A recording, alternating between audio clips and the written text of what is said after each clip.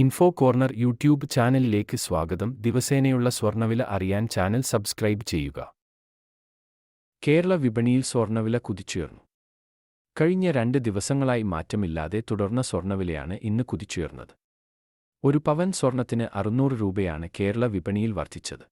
18 carrot സ്വർണ്ണത്തിന്റെ ഇന്നത്തെ വില 1 ഗ്രാമിന് 5320 രൂപ. ഒരു പവൻ 42,560 രൂപ. 24 ക്യാരറ്റ് തങ്കത്തിന്റെ ഇന്നത്തെ വില 1 ഗ്രാമിന് 82 രൂപ വർദ്ധിച്ച് 7,009 രൂപ.